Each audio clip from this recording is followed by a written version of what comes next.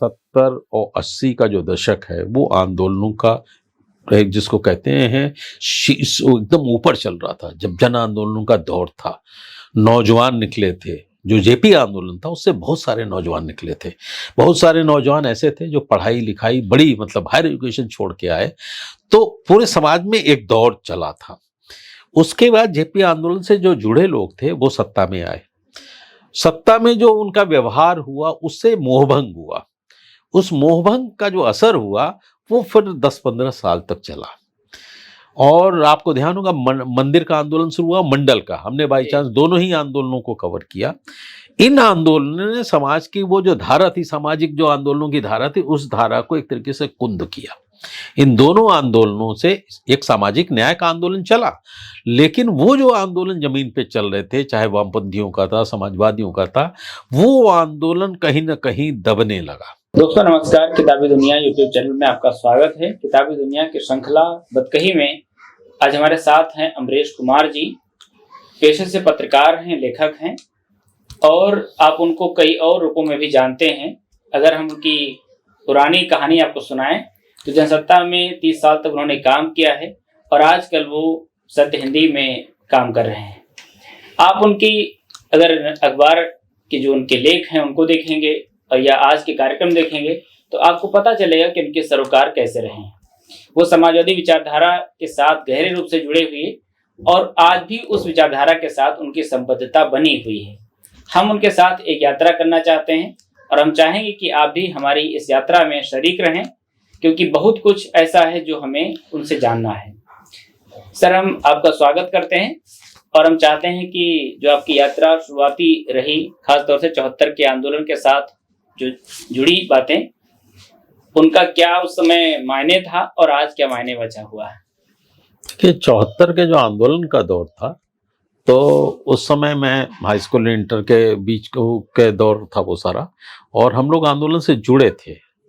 और एक दो बार तो ये नौबत आई कि गिरफ्तारी होते होते बची, लेकिन कुछ ऐसे मैं अपने मामा जी के साथ था, तो वो एक अफसर थे जिनकी वजह से हस्तक्षेप से मैं छूट भी गया। और ये दौर था, तो वो उत्साह में हम लोग आ गए थे। वो दौर था जबकि स्वतंत्रता आंदोलन का चारों तरफ जेपी का नाम होता था जी। वहां से नींव पड़ती है आंदोलनों की। और 1977-78 का जो लखनऊ विश्वविद्यालय में मैंने प्रवेश किया था, और जो छात्र संघ चुनाव उसी समय हो रहा था, और मैं वहाँ पे छात्र संघ में प्रतिनिधि के रूप में चुनाव लड़ा वहाँ पे आर्ट्स फैकल्टी से। उसके बाद ज्वाइंट सेक्रेटरी बना यूनियन में। अतुल कुमार अंजान प्रेसिडेंट थे और हमारे साथ जो वामपंथी थे जी। और रविदास मेहरोत्रा थे जो कि एबीवीपी से आए थे, जो आजकल समाजवादी पार्टी के विधायक हैं, मंत्री रहे हैं। तो ये लोग थे। आंदोलनों का पूरा दौर चल रहा था। उन आंदोलनों के चलते हुए दो चीजें हुई। एक तो मैं छात्र आंदोलनों में जेल जाना और तमाम आंदोलनों में शिरकत करना। वो आंदोलन लाठी और वो उसका पुलिस से मुठभेड़ वाले दौर थे। उसी बीच में हमारा जो आंदोलन के एक दो साथी जो हमारे मित्र थे, उन्होंने मुझे जयप्रकाश आंदोलन से जो पुराने लोग थे उन्होंने संपर्क किया, बात की। छात्र युवा संघर्ष वाहिनी का वो दौर था, तो उन्होंने उससे मुझे जोड़ा और जोड़ने के साथ हमारी एक यात्रा बदली। बोधगया आंदोलन चल रहा था, बोधगया में हम वहाँ के सम्मेलनों में गए। बिहार में कई सारे आंदोलन चल रहे थे। हमारी पहली बार जो संपर्क है, मैं लखनऊ से बाहर निकलना शुरू हुआ और छात्र युवा संघर्ष वाहिनी का एक मंच ऐसा मंच था जिसके जरिए मैंने देश को भी समझा। मैं मद्रास, तब मद्रास कहा जाता था, वहाँ वाहिनी का शिविर होता था, वहाँ जाते थे। किशन पटनायक जैसे समाजवादी लोगों के संपर्क में आना, बहुत सारे समाजवादी मतलब जो उस समय चिंतक थे उनके संपर्क में आना। हमारे लखनऊ में भी चंद्र तिवारी थे और एक विचार केंद्र चलता था। वो विचार केंद्र हफ्ते में एक दिन रविवार को, तो जो वैचारिक एक तरीके से जो ग्रूमिंग हुई है, जो मैंने सीखा है जो कुछ, वो उस विचार केंद्र ने दिया। प्रोफेसर आनंद कुमार जैसे, मेरी पहली मुलाकात वहीं पे हुई है। तो ऐसे लोग, इतने बड़े बड़े लोग उसमें आते थे विचार केंद्र में। तब मुझे ये विचार की जो ताकत थी, समाज के बारे में जो ये सरोकार है, वहां से शुरू हुआ। और छात्र राजनीति में करते करते फिर हमें एक अखबार ने बुलाया, और बुला करके, चूंकि मैं लिखने उखने का वो था, तो उस समय अखबारों में लिखना शुरू हुआ और मैं चला गया था चेन्नई, मद्रास चला गया था। वाहिनी का एक शिविर था। जयप्रकाश जी के सहयोगी रहे शोभाकांत दास वहाँ पे। अच्छा। और वो काफी मतलब वो वहाँ के व्यवसायी भी रहे। गांधी जी के आह्वान पे वो आंदोलन में आजादी के आंदोलन में कूदे थे। शोभाकांत दास मद्रास में थे और रामनाथ गोयनका जी का घर, उनका घर अगल बगल था जी। और दोनों दरभंगा की तरफ से आते थे। ये बड़ी रोचक, बहुत कम लोग पता होगा कि रामनाथ गोयनका भी दरभंगा से आते थे। वो दौर था जब मैं उनके पास गया तो उन्होंने हमें एक पत्रिका निकालने का ऑफर दिया कि यहीं से निकालो। तो खैर मैं देखा ओखा, लेकिन मैं कुछ नहीं जमा और मैं चला आया था। फिर बाई चांस मेरी नौकरी वहाँ आदर्श पत्र, एक बेंगलोर में अखबार था, तो उसमें लगी, पहली नौकरी थी। और वहाँ मैं हफ्ते में एक बार मद्रास चला जाता था। तो उन्होंने मुझसे कहा कि आप यहाँ क्या कर रहे हो, तुम्हें तो रामनाथ जी के साथ जाना चाहिए। तो मैंने कहा मेरा तो खैर कोई ऐसा संपर्क नहीं हो, मेरी वो भी नहीं था कि जर्नलिज्म का दौर था, शुरुआत थी तो मुझे वो, लेकिन उनका बात की उन्होंने रामनाथ जी से और कहा आप जाइए और दिल्ली में मिलिए। तो मैं गया रामनाथ जी के पास और रामनाथ जी का शख्सियत देखिए, इतनी ऊंची शख्सियत है, लेकिन वो दरवाजे तक आए। मैं और हमारे साथ आलोक जोशी हमारे बचपन के मित्र हैं, वो भी थे। उनको मैं लेके इसलिए गया था कि कॉन्फिडेंस में थोड़ा सा कम था, इतनी बड़ी पर्सनालिटी थे। उन्होंने मुझे 1 घंटा तक बैठाया, बात की रामनाथ जी ने, और फिर कहा कि भाई आप जाइए और वहां मिलिए जनसत्ता में प्रभाष जोशी से, पर वो टेस्ट होगा। मैंने कहा ठीक है, कोई दिक्कत नहीं। और मैं प्रभाष जोशी के पास गया। उनके प्रभाष जोशी के तब उस समय सेक्रेटरी थे राम बाबू। तो मैंने उनको बताया कि मुझे रामनाथ जी ने भेजा है और मैं मिलना चाहता हूँ। मुझे लगा कि तुरंत बुला लिया जाएगा कि भाई मालिक होता है, संपादक, जो कॉन्सेप्ट दिमाग में था। उन्होंने इंटरकॉम पे बात की और कहा प्रभाष जी ने कहा है कि 3 महीने तक हमारे पास समय नहीं मिलने का। तो मैं एकदम से, जिसको कहते हैं आसमान से गिरना, मैं वापस लखनऊ चला आया। और तब फोन घर पे नहीं हुआ करता था और बात कम, मोबाइल का दौर भी नहीं था। तो मेरे पास मैसेज आया तो मैंने बात की। सुभाकांत जी ने पूछा हुआ क्या, तो मैंने कहा अरे कुछ नहीं हुआ भाई, वो तो जो संपादक हैं वो कहाँ किसी की सुनते हैं, वो तो 3 महीने टाइम नहीं दिया। कहा अच्छा नहीं ठीक है। लेकिन बाई चांस 1 महीने के भीतर मेरे पास पत्र आ गया था, कोई एडिशन निकलने वाला था चंडीगढ़ या कौन सा, तो उसमें प्रभाष जी का पत्र आया था कि आप इसका जो टेस्ट होगा उसमें शामिल हो, अगर आप हमारी कसौटी पे खरे उतरे तो हम आपको जनसत्ता परिवार का हिस्सा बनाएंगे। और मेरा टेस्ट हुआ, सब पास भी हो गए। और लेकिन बाई चांस क्या हुआ कि जो नौकरी की जो शर्तें होती उनको लेकर के कुछ बात बनी नहीं, और मैंने कहा कि नहीं, मैं इन शर्तों पे नहीं आऊंगा। मतलब ट्रेनी के रूप में शुरुआत होनी थी, मना कर दिया था, ट्रेनी सब एडिटर। तो फिर दोबारा फिर मेरे पास पत्र आया और दिल्ली का टेस्ट था, दिल्ली जनसत्ता के लिए। तो मेरा उसमें हुआ। 2 ही लोग हुए थे, मैं, एक बालेंदु दधीच है जिन्होंने मतलब आईटी के उसमें बहुत काम किया है। 2 ही सब एडिटर थे, मैं और बालेंदु। तो जनसत्ता से ये यात्रा मेरी शुरू हुई है 1 जून 1988 से जी। और दोनों अखबारों में रहा। 2 एडिशन भी मैंने लॉन्च किए। 2 एडिशन में एक छत्तीसगढ़ का एडिशन था, दूसरा लखनऊ का एडिशन था। तो लंबी यात्रा रही, पॉलिटिकल यात्रा थी, बहुत रिपोर्टिंग। किसान आंदोलन जो चला, जिस साल मैंने ज्वाइन किया उसी साल आपको ध्यान होगा 88-89 में टिकैत का आंदोलन हुआ। उस आंदोलन को कवर करने की पहली जिम्मेदारी, रिपोर्टिंग की जिम्मेदारी मेरी वही मिली थी। और जनसत्ता ने जिस तरीके से आंदोलन को कवर किया था वो भी ऐतिहासिक था जी। पहली बार मैंने जनसत्ता पे फ्रंट पेज पे ऊपर में जो टॉप बॉक्स कहते हैं उस पे छपा, तो बड़ा गर्व भी हुआ। लेकिन उस आंदोलन को कवर करते समय तमाम किसान नेताओं से मेरी पहली बार मुलाकात हुई। शरद जोशी से लेके टिकैत से लेके बहुत सारे थे। ये क्या कहते हैं, रैयत संघ थे, यहाँ पे कर्नाटक के नजुम स्वामी थे।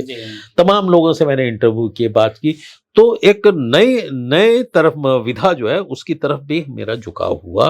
किसान आंदोलन, जन आंदोलन, वाहिनी का जुड़ाव था, जिसकी वजह से मैं वाहिनी से जुड़े आंदोलनों की बहुत कवरेज करता था। गंगा मुक्ति आंदोलन उसी दौर का आंदोलन है, आपको ध्यान होगा, बोध गया का आंदोलन। और देश में बहुत जगहों पे आंदोलन हो रहे थे, बहुत सारे समूह बन गए थे।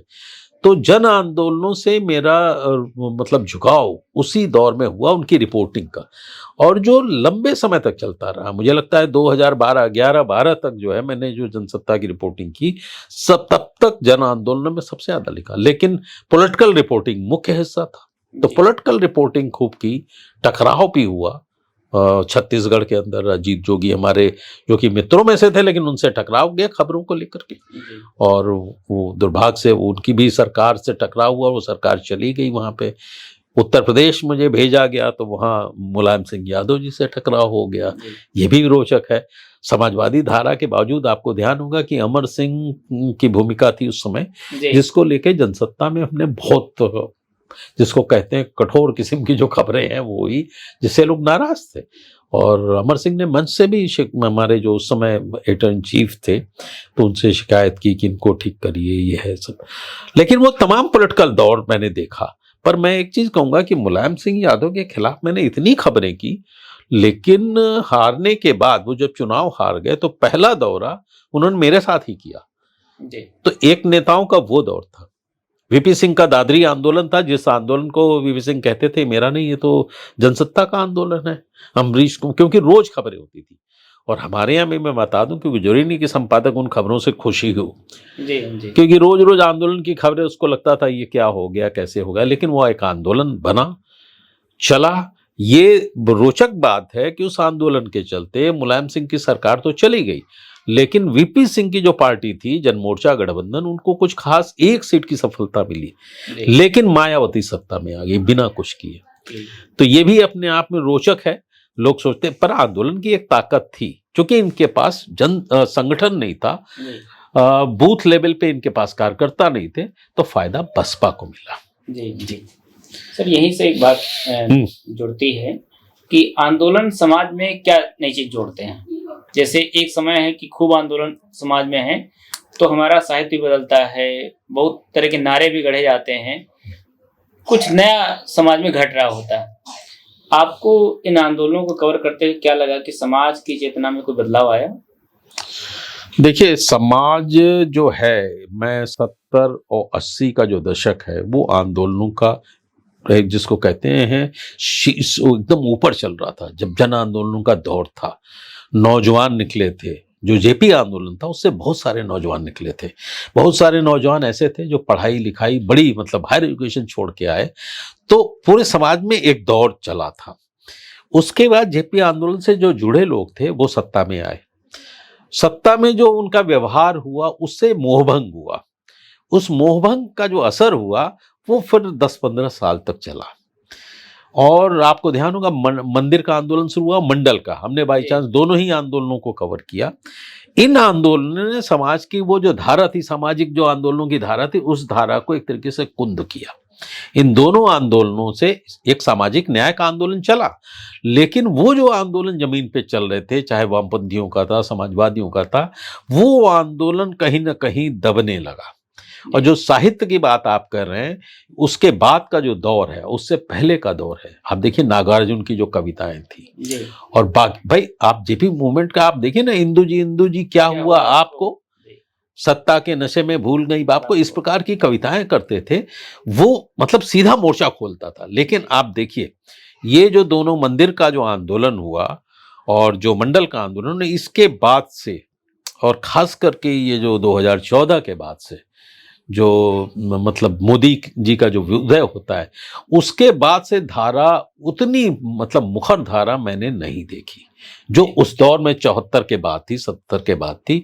आपको कोई कवि वैसा नहीं मिला, आपको कोई साहित्य में चुनौती देता नहीं मिला। ये ठीक है, पुरस्कार वापसी उपसी की बातें हुई, साहित्य के अंदर कोई उसका रिफ्लेक्शन नहीं दिखा, ये दुर्भाग्य है। और जनसत्ता जैसा अखबार जो उदय हुआ था, वो दौर था जब कांग्रेस के खिलाफ लड़ाई लड़ता था, आंदोलनों का अखबार था।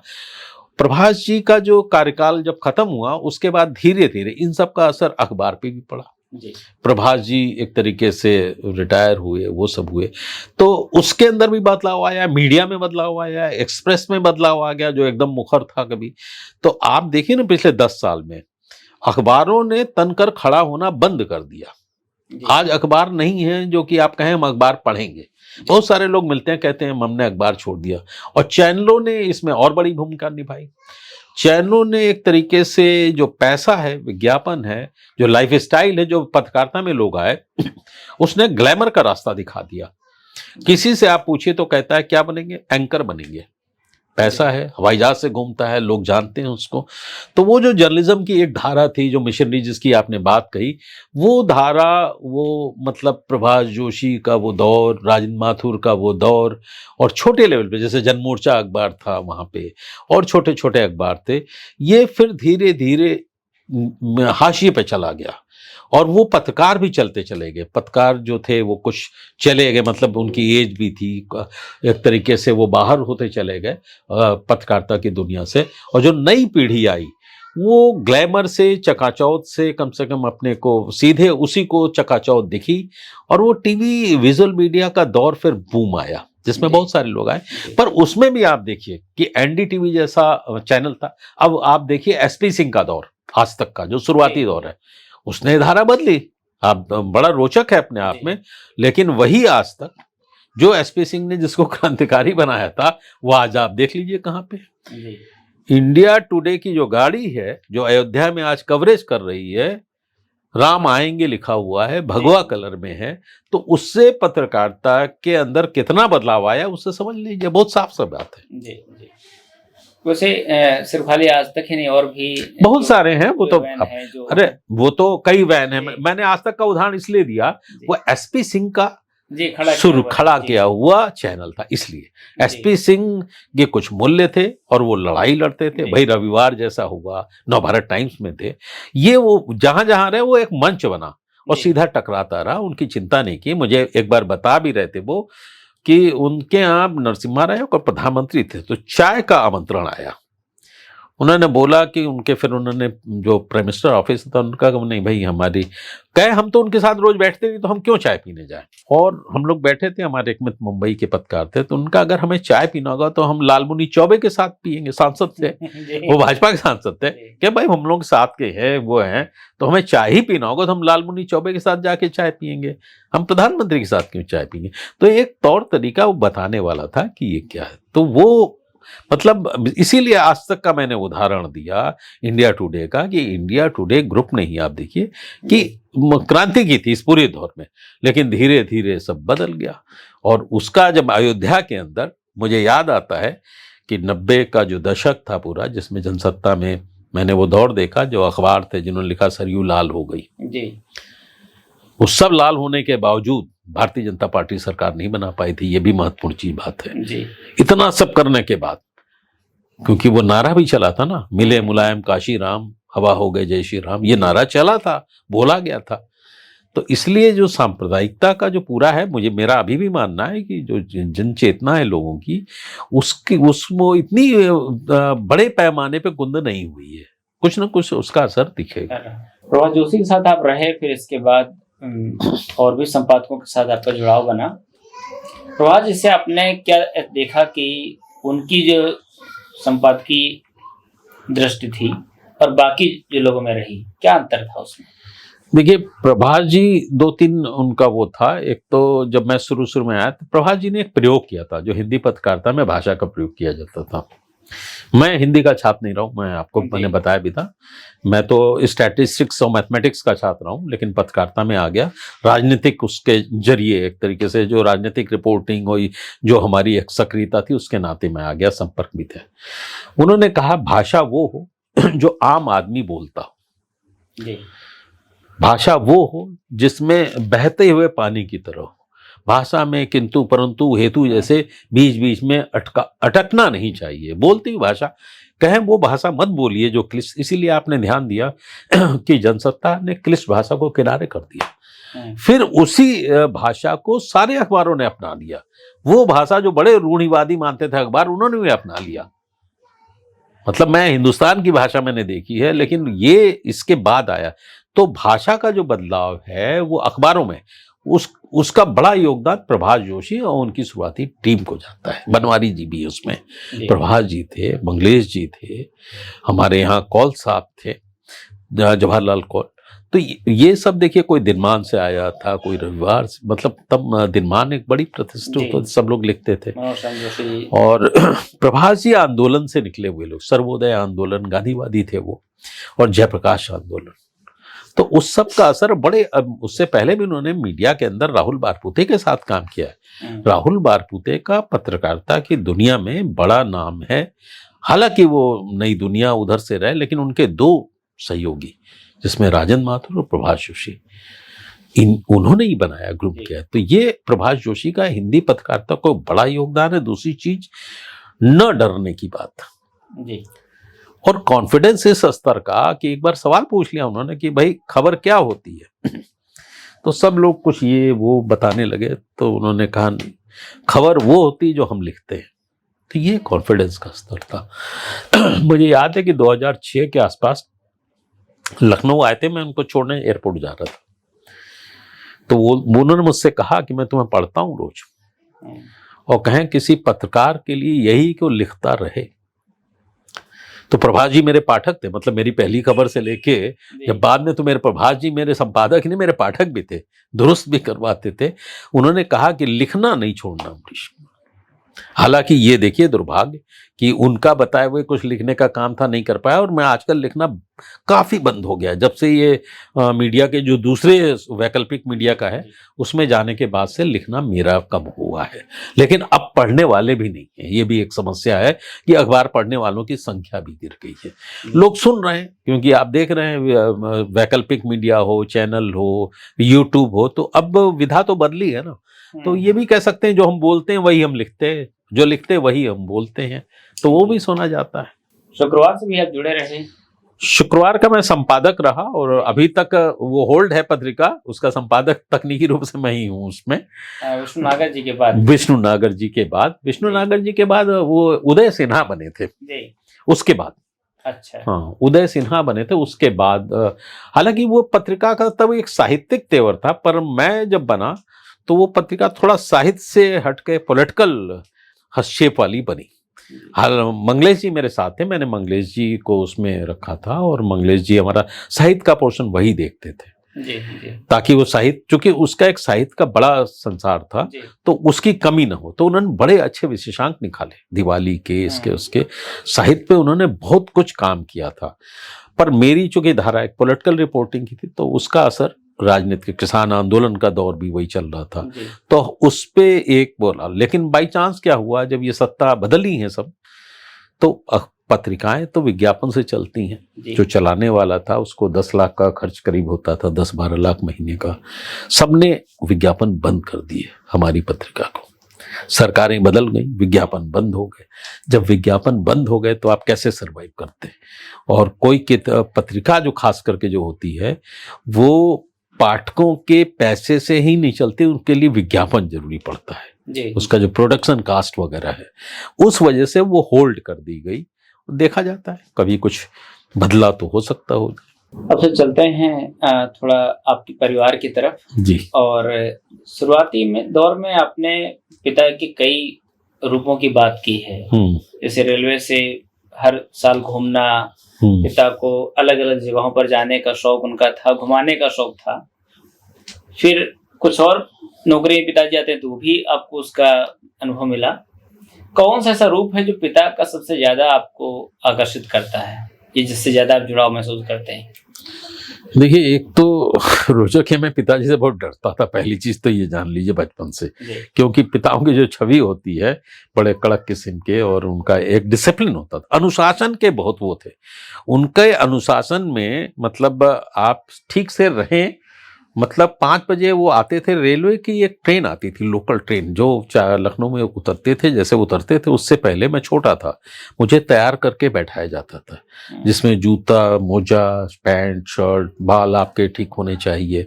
तो उनका अनुशासन था कि आप ठीक से रहें, ठीक का खाना खाएं, और वो अनुशासन का दो तौर था जिससे थोड़ा सा मैं डरता भी था, और कई मामलों में टकराव भी होता था। लेकिन 2-3 चीजें देखिए, मैंने जो घूमना वो घूमने के लिहाज से नहीं सीखा। हमारी एक दादी जी थी जो साथ रहती, तो उनको चारों धाम की यात्रा हमारे पिताजी ने कराई। जो घूमने के शौक का, तो कम से कम वो चारों धाम से ही जोड़िए। पहले के दौर में लोग मंदिरों में जाते थे, मंदिर को देखने के दौर धर्मशालाओं में रुकते थे। क्योंकि पिताजी हमारे रेलवे में रहे, तो उनको रेलवे के जो डाक बंगले हैं या रेस्ट हाउस हैं, ये सब मिल जाता था। वो दौर खलासी वगैरह सामान सामान सब बक्से में जी। चलता था, क्योंकि जैसे खाना जो है हम लोग होटल में तब नहीं, होटल में बहुत कम लोग खाते थे। अगर आपको ध्यान होगा कि वो ठोकवा और मिर्च का अचार और जी सत्तू जी ये सब चीजें चलती थी, और हम लोग लंबे दौरे में चलते थे तो स्टोव चलता था, चावल दाल वगैरह भगोने में बनता था, कुकर वगैरह नहीं आया था, ये सब सामान जाता था। और दादी जो थी वो ट्रेन के भीतर नहीं खा सकती थी, अच्छा तो वो जब ट्रेन उतर जाती थी उसके बाद कहीं रुकते थे तो वहां बनता था, वो खाती थी, बाहर का खा भी नहीं सकती थी। तो शुरुआत, यात्राओं की शुरुआत इस तरीके से हुई। और जी आप जानते होंगे कि जितने चारों धाम यात्रा में, चाहे आप पुरी जाइए, चाहे आप रामेश्वरम जाइए, चाहे द्वारिका जाइए, तो ये जो स्टेशन बीच के होते हैं ये भी बड़े मतलब आकर्षित करने वाले थे। अगर आप रामेश्वरम जाएंगे तो समुद्र है, समुद्र तट भी आसपास है। आप तब तो मद्रास से रास्ता होता था, जी चेन्नई अब मतलब मद्रास होता था, कन्याकुमारी जा रहे हैं। तो ये पर्यटन स्थल से पहले जो धार्मिक जो यात्राएं थी वो इन सारे पर्यटन स्थलों को एक तरीके से लिंक कर देती जी थी। तो उससे मेरा जुड़ाव हुआ है। अब मान लीजिए वहां जा रहे हैं, हम असम जा रहे हैं, तो दार्जिलिंग भी उसमें आ जाता था। जी तो ये सब चीजें हमने उससे देखी। और पिता का एक चीज मुझे समझ में आई कि उन्होंने मेहनत बहुत की। जब वो पढ़ते थे तब गांव में रहते थे, बहुत संसाधन ऐसे नहीं थे, और दूर जाना, पैदल जाते थे वो पढ़ने के लिए। इंजीनियरिंग की उन्होंने, और इंजीनियरिंग के बाद एक से एक नौकरियां आई, रेलवे की आई। उसके बाद चूंकि उनको ऑप्शन ज़्यादा मिलते थे, कम लोग इंजीनियर होते थे, भाभा एटॉमिक एनर्जी में रहे, तो इसलिए मेरा बचपन जो गुजरा मुंबई में गुजरा। और देवनार कॉटेज के बगल में ही भाभा एटॉमिक एनर्जी की कॉलोनी रही, जहां राज कपूर का घर था। जी तो उस पूरे बचपन के दौर में मैंने महाराष्ट्र की वो संस्कृति देखी, मराठी, और ये पूरा जो कल्चर था, खास करके गणपति को मामला जो है, वहाँ का खान पान, तो इस सब का एक असर पड़ा जीवन पे। मतलब बॉम्बे के बाद लखनऊ गए, लखनऊ के अलावा जो दो तीन जगह थे, तो इन सब का असर हुआ कि डिफरेंट जगहों से जो चीज़ हमें सीखी, जो अब देर तक हमें आज तक जो है वो प्रभावित करती हैं। मैं कभी जाता हूँ दक्षिण तो मुझे ये नहीं लगता है कि यहाँ आकर के मैं उत्तर का खाना मांगू, ये अब नहीं लगता है। आप देखिए ना, बड़ा रोचक है जी कि जी आप लखनऊ जब रहते हैं तो सोचते हैं साउथ इंडियन खाना खाया जाए, और जब गोवा आएंगे तो ढूंढेंगे कोई शेरे पंजाब होटल मिल जाए जहाँ उत्तर भारत का मिल जाए। तो जी वो यहाँ नहीं खाते हैं लोग, या ये खाएंगे वड़ा या इडली, कहेंगे 2 दिन से ज़्यादा नहीं खाएंगे, दाल चावल ही चाहिए। शुरू में एक दौर में मुझे भी थोड़ा हुआ, लेकिन अब सब मुझे लगता है कि जहाँ जिस अंचल में जाएं उस अंचल के खान पान को भी आप अपनाइए। स्वीकार करना चाहिए। तो पिता ने हमें देश को जानने का पहला मौका दिया, घूमने से ज्यादा। वो तो एक काम कर रहे थे, वो हमारी दादी को घुमा रहे थे, लेकिन सीख मैं भी रहा था बचपन से। जी। ये आपने सर बहुत यात्राएं की, और एक तरह से कहा जाए तो उसमें कई चीजें शामिल हैं, नदियां भी शामिल हैं, पहाड़ भी हैं और जंगल भी हैं, तो जिसमें हर तरह की यात्रा है, कि पैदल की भी यात्रा है और ट्रेन की भी, और बहुत सारी चीजें आती हैं। इन यात्राओं से क्या देखा कि हिंदुस्तान की क्या छवि बनती है आपके दिमाग में? नहीं, हिंदुस्तान की छवि देखिए, उसकी सांस्कृतिक छवि मेरे ऊपर बहुत असर डालती है। जी हर जगह का खान पान पहनावा सब अलग अलग है, लेकिन मतलब मोटे तौर पे देखिए तो सब जगह एक तो धार्मिक लोग हैं, बहुत ज्यादा धार्मिक। हिंदुस्तान के अंदर ये अच्छाई है कि जहां भी आप जाएं, दक्षिण भारत से लेकर उत्तर तक, वो कहीं पूजा पाठ सब करते हैं, और उनका खान पान कल्चर जितना है बहुत अलग विविध है। उससे कई चीजें सीखने को मिलती हैं हमें। खास करके आप चले, मैं जैसे लक्षद्वीप जो अभी तो गए हैं, मोदी जी बहुत चर्चा में आया, मैं 90 के दशक में गया था। वो मैं यात्रा मैंने अपने आप से की थी और प्रभावित होकर की थी। राजीव गांधी ने वहां एक डॉल्फिन मछली को बचाया था, बड़ा चर्चा में आया था। तो उस समय सैलरी से LIC का मेरा एक वो था, क्या मनी बैक स्कीम में मैं था, तो 4 साल में उसका पैसा आता था, 20,000 करीब आया होगा। तो हमने कहा कि हमें लक्षद्वीप घूमना है, तो मैंने वो कार्यक्रम बनाया, और हम वहाँ, हमारे बाई चांस एक मित्र थे, वो सर्जन थे एडमिनिस्ट्रेशन में, तो उसका परमिट बनता था, आप बिना परमिट के नहीं जा सकते थे, और आइलैंड पे रुकना तो एकदम अलाउ नहीं था। तो मैंने परमिट वगैरह बना के और उसकी यात्रा की। अब आप सोचिए, मात्र सत्तात्मक समाज है वहां पे, ये सोच सकता है कोई? जी ये मालाबार का पूरा इलाका जो है, महिलाओं की ताकत है वहां पे, तो ये भी वहां दिखता है। यही बात आप चले जाइए नॉर्थ ईस्ट में, वहां दिखेगी कई जगहों पे। तो वो दोनों चीजें अलग हैं। महिलाओं की जो ताकत है और जो हमारे यहाँ की महिलाओं की स्थिति है, उनसे वो एकदम अलग हट करके है। तो ये भी ये दिखाती। तो अलग अलग संस्कृतियों में वो जो आप देखेंगे तो बहुत सारी चीजें अलग अलग दिखेंगी। आप चेन मद्रास हम जाते थे, 9 बजे वो मद्रास सो जाता था, पर 4 बजे उठ जाता था। मंदिर के घंटों की आवाज वो सबकी सुनती थी। पूजा पाठ का शहर है, सारा शहर है, बड़ा ही सांस्कृतिक रूप से संपन्न शहर है। आप देखिए चारों तरफ मंदिरों का मधुरै है, एक तरफ रामेश्वरम है, इधर तिरुपति है। तो इन सब का जो असर पड़ता था वो लगता था, एक तो धर्म और संस्कृति को लेकर के हमें लगता है उस पे उस तरीके का काम भी नहीं हुआ समझने का जितना समझा जाना चाहिए था। जो हमारी हिंदी पट्टी के लोग हैं, पत्रकारिता की मैं बात कर रहा हूँ, वो विंध्याचल के उस पार कहा जाता है।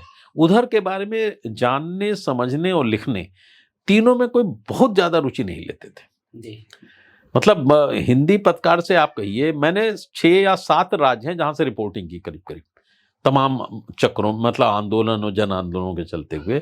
लेकिन हिंदी भाषी जो मीडिया के लोग हैं, वो पता नहीं क्या होता है कि दक्षिण भारत की रिपोर्टिंग करने बहुत कम भेजेंगे। उनका अखबार भी नहीं भेजता था। तो ये उसकी वजह से वो दक्षिण भारत के बहुत सारे रीति रिवाज संस्कृति से कटे हुए हैं। वो अपने यहाँ जैसा है। अब जैसे छुआछूत वाला मामला है, हो सकता है कुछ जगह हमारे यहाँ ज्यादा हो, लेकिन कई जगहों पे नहीं है वो एकदम। कुछ इलाकों में ऐसा नहीं है कि छुआछूत वाला मामला है कि ये बड़ी जात है, ये छोटी जात है। ये कई जगह पे नहीं मिलेगा आपको इस प्रकार से। तो कुछ चीजें अलग हैं, कुछ चीजें जानने वाली हैं, समझने वाली हैं। उसका ये एक फायदा मुझे ये सब मिला। और एक छवि तो बनी है कि विविध संस्कृति है हमारी, इसको हमें देखना समझना। अब गोवा बार बार आते हैं और एक ये भी है कि एक लंबे समय से आप आ रहे हैं, क्या अंतर आपको दिखाई पड़ता है? गोवा मैं पहली बार जब मैं आया था तो 88-89 का दौर था।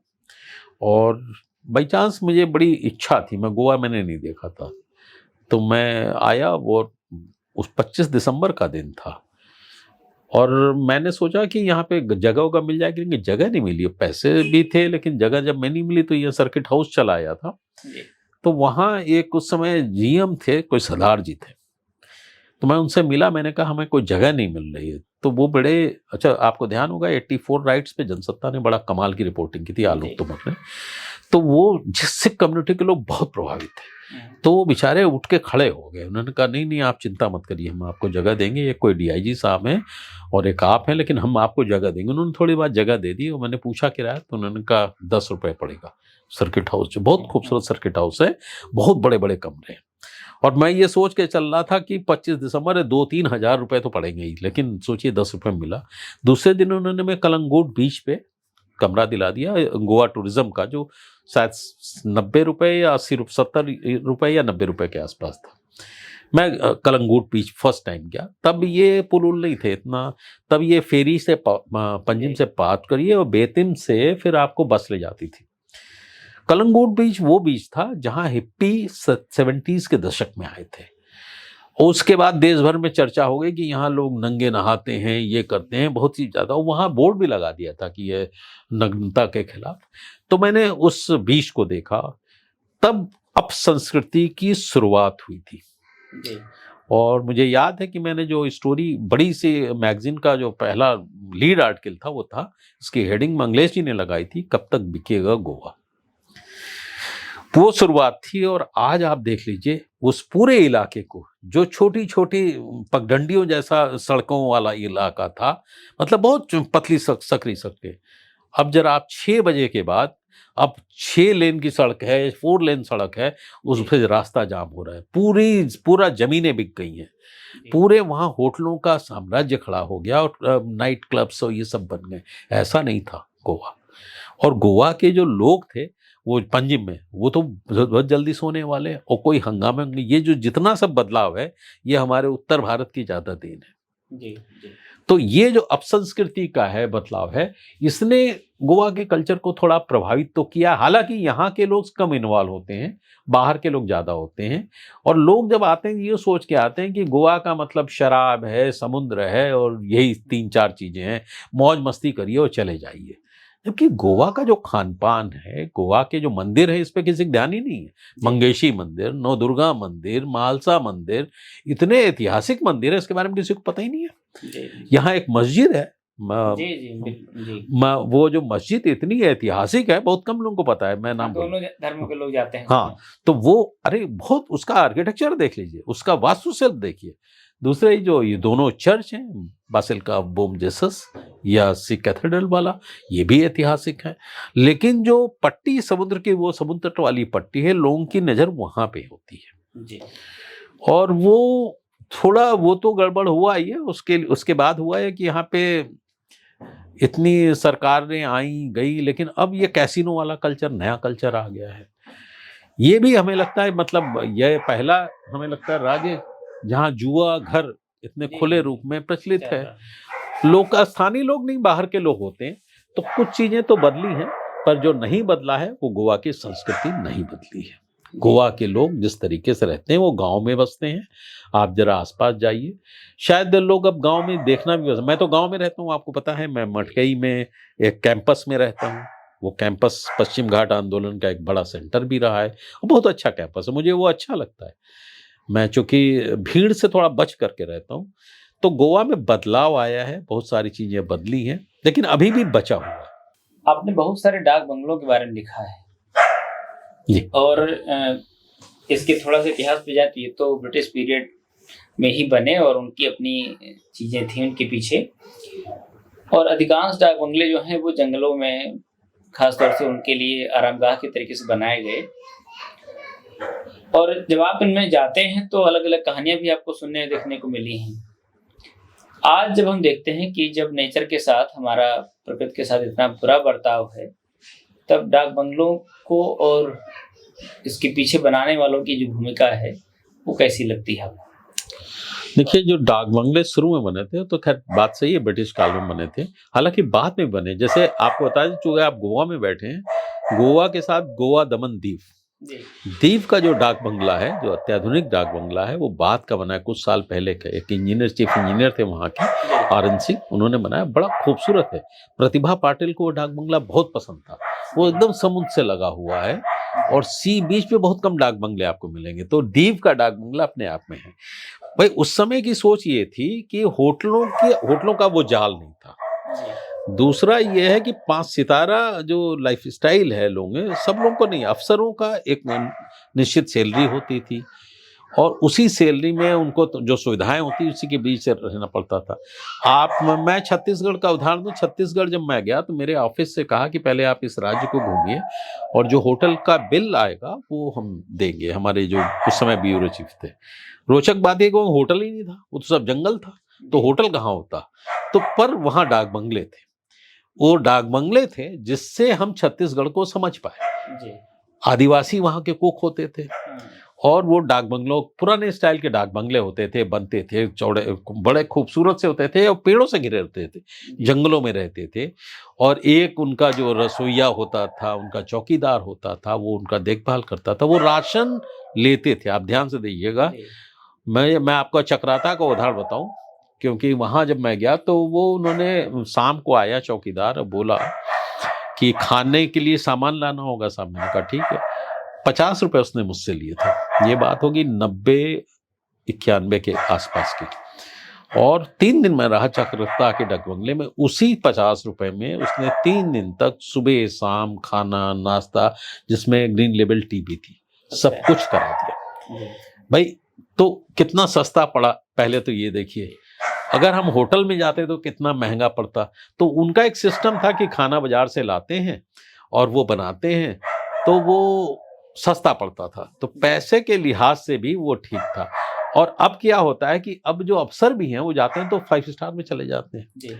नेता लोग भी वही करते हैं, अब वो 5 स्टार में चले जाते हैं। कोई ऐसी जगह नहीं रुकना पसंद करता है जो सामान्य हो, प्रकृति के बीच में हो। उस प्रकृति से तो कोई लेना देना नहीं है।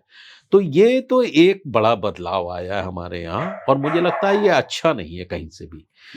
और मैं करीब 100 से ज्यादा डाक बंगलों में रुक चुका हूँ, देश के, विभिन्न देश के। और बहुत सारे डाक बंगले, मैं किताब लिख रहा था तो रमन सिंह छत्तीसगढ़ के थे, तो उन्होंने कवर्धा का बताया, कवर्धा के डाक बंगले में रुकिया। वो महत्वपूर्ण था, बहुत अच्छा डाक बंगला था, मैं गया भी था। और बारनवा पारा का डाक बंगला अटल जी को बड़ा पसंद था, बस्तर इलाके में तौरंगा में, हाँ बहुत पसंद था उनको, मैं वहां भी रुका हूँ। तो इसी तरह के फॉरेस्ट के ऐसे ऐसे डाक बंगले हैं, क्योंकि फॉरेस्ट के पास क्या होता था, संसाधन बहुत होते थे, जंगलों के बीच में उनका रहता था, तो बहुत खूबसूरत लगते थे। तो मुझे पहाड़ पे आप देखेंगे कि पहाड़ पे होटल तब थोड़े होते थे। आपको बता दें, बिनसर एक जगह है, विवेकानंद जो गए थे 1898 या कुछ इसी ही साल था, वहां 2 या 3 दिन रुके थे उस डाक बंगले में। उस डाक बंगले को बाद में उसको तोड़ करके फिर से ठीक बनाया गया। वो बिनसर का बड़ा ऐतिहासिक है। विवेकानंद तब रुके थे उस दौर में, सोचिए, हमें लगता है कि कितने साल पुराने। तो वो लोग इसीलिए रुक पाते थे कि वहां कोई न कुछ है व्यवस्था हो जाती थी, रुकते थे, देखते थे। और कौसानी का जो आश्रम, हो तो खैर गांधी आश्रम है, वो अनासक्ति आश्रम है, जहाँ गांधी जी भी रुके थे। डाक बंगला होने से होता यह था कि पत्रकार हैं, जो ब्यूरोक्रेट्स, होता तो यह अफसरों के लिए था जो इंस्पेक्शन पे जाते थे, इंस्पेक्शन बंगलो भी कहते थे इनको, होता अफसरों के लिए, लेकिन अफसरों के अलावा दूसरों को भी सुविधा मिल जाती थी। तो मुझे उसलिए अच्छा लगा कि सस्ता पड़ता था, मेरे बजट में आ जाता था, मुझे घूमना इसीलिए सस्ता लगा, इसीलिए मैं ज़्यादा घूम पाया कि डाक बंगले मिल जाते थे तो रहने का खर्च बहुत कम हो जाता था। जी जी। आपने जो आपकी किताब है घाट घाट का पानी जी, उसमें कुछ नदियों के बारे में बात की है, और करतनिया घाट के बारे में बात करते हैं कि उसकी जो नदी है वो कितनी साफ है, गेरुआ नदी। गेरुआ नदी। मैं भी उसी इलाके से आता हूँ, और हम ये सोच भी नहीं सकते हैं कि दूर से करतनिया घाट कितना नजदीक है, वहां पर इतना कुछ आपने बचा करके जो रखा हुआ लिखा हुआ। अब पता नहीं अब हालत क्या है वहां की, लेकिन क्या लगता है कि हम नदियों को लेकर के समझदार हुए हैं पहले से, या हमारी जो सभ्यता है वो कुछ और दिखाती है नदियों को लेकर के? देखिए, नदियों के बारे में 2-3 बातें। एक तो कतरनिया घाट का, वो जनसत्ता में मेरी स्टोरी थी, उसी को उस किताब में लिया गया है। मैं जब कतरनिया घाट गया था, गिरुआ नदी है, बहुत पास से निकलती है, और जो स्टीमर, छोटी सी बोट थी, मोटर बोट थी, उसमें वो जो चला रहा था उसने लोटे से पानी निकाला, पिया, मैंने इसका उल्लेख किया है। और मैं उसके बाद मैं यहाँ गया था, क्या कहते हैं, जॉनसर बाबर है, मसूरी के आगे एक जगह है। जब आगे मसूरी के आगे जो है कैंपटी फॉल है, उसके आगे जब निकलेंगे, मैं जब गया तो वहाँ एक यमुना नदी बहती है, पुल है, तो उसके ऊपर एक छोटा सा रेस्तरां है, बंगाली रेस्तरां कहलाता है। वो सिर्फ 2 चीज़ देता है, चावल मछली या चावल सब्जी, जो वेज है वो सब्जी। उसमें कुछ डालता नहीं मसाला वसाला, खाली ऐसे ही बॉयल करके, थोड़ा नमक मिर्च होगा, हल्दी होगी, बस। तो वो जो पानी रखता है, वहाँ पानी हम लोगों के पास नहीं था, तो जो पानी पिया तो बड़ा अच्छा लगा। तो उसने पूछा, कहा ये भर के तो ला रही यमुना से। और मेरे साथ उस समय सुरेंद्र मोहन, जो वो जनता दल के बड़े नेता थे, उनकी वाइफ चल रही थी मंजू मोहन, और डॉक्टर सुनीलम थे। तो मैंने पूछा कि आप यमुना में, वहीं बगल में दिल्ली में रहते हैं, सोच सकते हैं कभी पानी पिया जाएगा? पर यमुना का वो जो पानी है हम पी रहे हैं, और वही दिल्ली में जाते जाते जहर हो जाता है। वो जो कतरनिया घाट है, गिरुआ नदी, वहीं की कुछ धाराएं निकल के सरयू बनती है। वो सरयू इसलिए बची हुई है, सरयू आज भी थोड़ी साफ सुथरी नदी, जो अयोध्या से निकल के हमारे गांव तक जाती है, क्योंकि कोई इंडस्ट्रियल कचरा उसमें नहीं मिलता है। ये जो दमन गंगा एक नदी है, इसी का हिस्सा दमन है, वहाँ एक दमन गंगा नदी है, बड़ी अच्छी नदी रही है। वापी एक इंडस्ट्रियल टाउन है गुजरात का, वो सिर्फ कचरा, जो केमिकल कचरा देता है, दमन गंगा में डाल दिया जाता है। दमन गंगा समुद्र में मिलती है, और आपको बताएं, उस समुद्र के 20 किलोमीटर चारों तरफ एरिया में कोई समुद्री जीव नहीं बचा है। दमन गंगा की मछलियां बहुत साल पहले खत्म हो चुकी हैं, जहरीला पानी है। मछुआरों को अब 20 किलोमीटर आगे जाना पड़ता है, उनका डीजल का दाम बढ़ गया है, वो लागत बढ़ गई है, और वो परेशान है कि डीप सी के आगे अब उनको मछली मिलती है या नहीं मिलती है। अभी मैं कारवार में था, आप देखें वो मछली का क्या सिस्टम होता है कि जो 4:30 बजे उठते हैं वो लोग मछुआरे, और वो जाते हैं छोटे उछले, वो जो उछला होता है समुद्र का पानी वहीं, क्योंकि वो छोटी मछलियां डीप सी में नहीं जाते हैं। डीप सी में जाते ही मछलियों के आकार प्रकार बदल जाते हैं। जैसे बांगड़ा है, तो बांगड़ा बहुत जरा सी दूरी पे मिलती है। 4:30 बजे उठते हैं, 7 बजे लौटते हैं, मतलब 3 घंटा करीब लगता है। एक डोंगी जो होती है वो करीब 10 किलो से 12 किलो मछली लाती है। 10-12, कम भी हो सकता है, ज़्यादा भी हो सकता है। 1 किलो उनकी 100 रुपए की बच होती है। 100 रुपए की मतलब करीब 1000 रुपए की मछली सवेरे वो पकड़ते हैं, जिसमें उनका परिवार है, 3-4 लोग हैं, और शाम को भी। लेकिन अगर ये नदियाँ प्रदूषित हुई, ये पानी प्रदूषित हुआ, तो सबसे पहले उनकी जीविका खत्म होगी, जैसा दमन में हुआ है। ये जो नदियों का उदाहरण मैंने दिया, जो गेरुआ नदी है, चूंकि पास से निकलती है, कोई इंडस्ट्रियल टाउन नहीं है। आप पचनदा एक जगह है इटावा के पास, मैं 5 नदियां मिलती हैं वहां पे, जिसमें यमुना है, जिसमें चंबल है, जिसमें और 3-4 नदियां हैं। मैं जब गया तो वहां यमुना जो है दिल्ली से आती है, एकदम जहरीली होती है, बहुत खराब पानी होता है। और दूसरे मिलती है चंबल। चंबल का पानी एकदम साफ पानी होता है, वहाँ घड़ियाल मिलेंगे आपको, जैसे इसमें कतरनिया घाट में सब घड़ियाल मगरमच्छ मिलेंगे। वो चंबल नदी यमुना को साफ करती है।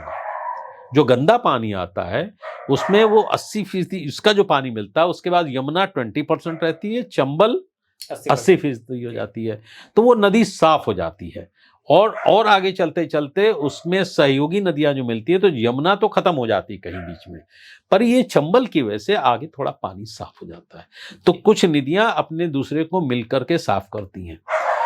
नदियों के बारे में दूसरा कॉन्सेप्ट है नदियों की सफाई का। नदियों की सफाई की जरूरत नहीं है।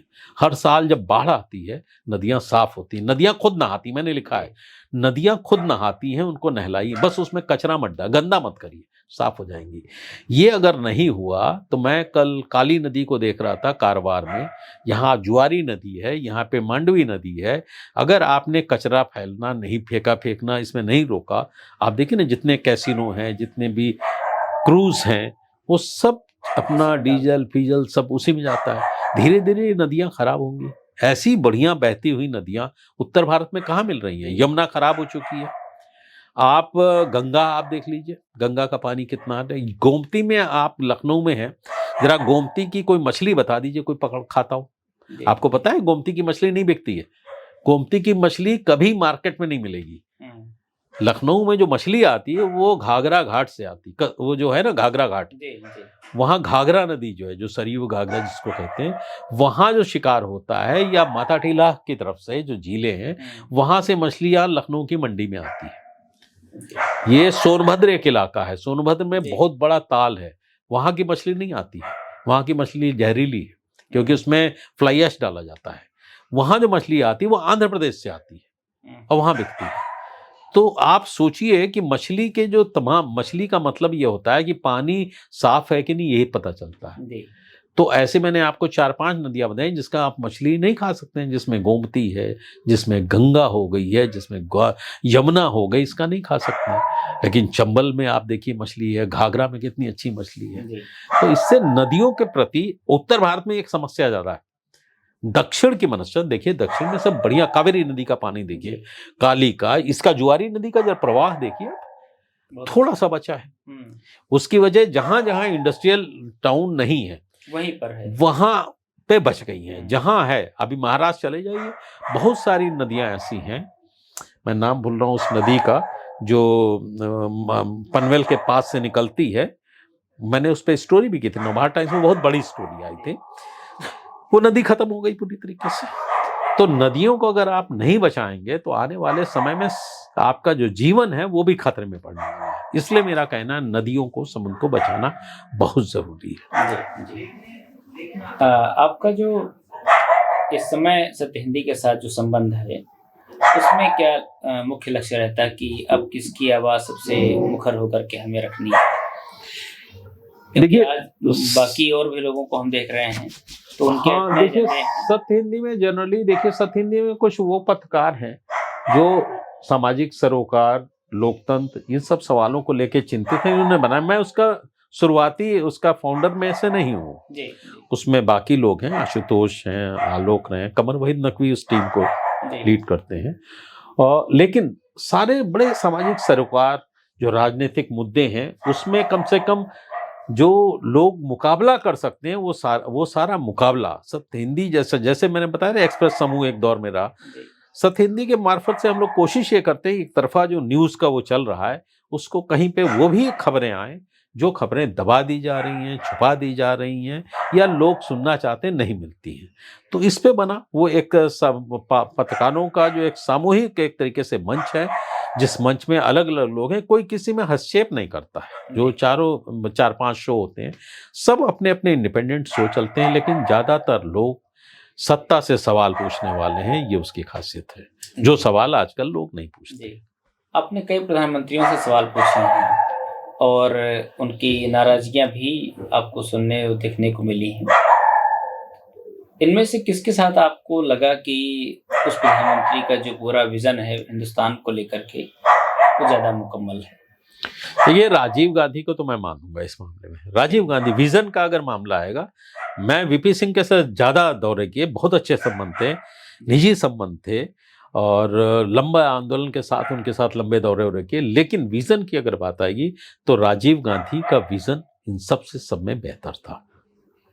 जिन प्रधानमंत्रियों से इंटरेक्शन हमने किया, इंदिरा जी से भी किया, पर वो मैं पत्रकार के रूप में नहीं किया, तब मैं छात्र था और बाई चांस एनसीईआरटी में मैं पुरस्कार लेने गया हुआ था, तो उस पुरस्कार उन्होंने दिया था इंदिरा जी ने। लेकिन बात के जो प्रधानमंत्री उसमें मैं राजीव गांधी को मानता हूं कि उनका पास विजन था। ये जो आज आप देख रहे हैं ना, मोबाइल क्रांति, ये सब चीजें लाने वाले तो वही है ना। कंप्यूटर का आप देखें, फोन के अंदर जो क्रांति हुई है उसके पीछे तो उन्हीं के योगदान है। तो राजीव गांधी की जो भूमिका है, राजीव गांधी को एक तरीके से जो बदनाम करके किनारे किया, उनकी हत्या भी हो गई, पर उस आदमी का विजन बहुत अलग था। तो उस वैसा विजनरी प्रधानमंत्री अभी तक तो दूसरा नहीं दिखता मुझे। जयप्रकाश नारायण से आप मिले तो कैसा अनुभव रहा उस समय? नहीं, मैं जयप्रकाश नारायण के करीबी जैसा कुछ नहीं रहा। मैं जयप्रकाश नारायण के पास मतलब जाके सुना होगा, वो होगा। वाहिनी में रहा, लेकिन हमारे बहुत सारे लोग उनके मतलब बहुत करीबी लोग थे जिनको उन्होंने जयप्रकाश जी, मेरा जयप्रकाश जी से कोई वैसा इसलिए नहीं रहा कि देखिए बिहार के जो आंदोलनकारी थे वो उनके आसपास थे। लखनऊ में उनका कार्यक्रम लगा, मैंने उनको देखा, कार्यक्रम सुना मैंने, सब कुछ हुआ। मैं उनके संगठन में था, उसके कमांडर इन चीफ कहते थे वाहिनी में। वो मतलब सर्वोच्च कमांडर थे वाहिनी के, छातीवाद संघर्ष वाहिनी के। लेकिन मेरी उनसे कोई रूबरू मतलब सीधी बातचीत जयप्रकाश जी से नहीं हुई। बाकी हमारे सारे साथियों की हुई, मेरी नहीं हुई, क्योंकि मैं उनके करीबी कहीं से भी नहीं था। जी सर, हम लोग अपनी बातचीत यहीं पर समाप्त करते हैं। आपने किताबी दुनिया को समय दिया, हम आपके शुक्रगुजार हैं और हम चाहते हैं और ये दुआ करेंगे कि आप जल्दी से आपकी जो योजनाएं हैं, खासतौर से जो आपकी यात्राएं अभी अधूरी हैं, जो नहीं लिख पाए हैं, आप उनको जरूर लिखें। और गोवा के बारे में जितनी बातें आपने बताई, ये वास्तव में जो कुछ बदल रहा है उसकी एक ऐसी कहानी है जिस पर हम सभी को सोचने की ज़रूरत है, और ख़ास तौर से उनको भी सोचने की ज़रूरत है जो नीतियां बना रहे हैं। लेकिन दुख की बात यह है कि ये सोचने का काम वो कम करते हैं, बाकी काम ज़्यादा करते हैं।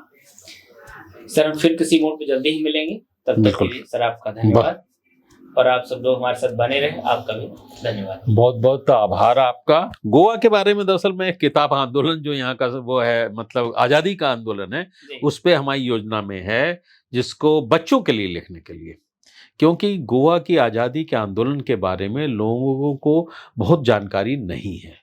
तो वो एक है, देखते हैं, मैं कई बार आता हूँ, किताबें भी हैं, पढ़ भी रहा हूँ, समझ रहा हूँ। मैंने नागेश जी की से बात की थी, बड़ी ऐतिहासिक बातचीत थी। अब कब लिखने का मौका मिलता है देखते हैं। बहरहाल बहुत बहुत आपका धन्यवाद।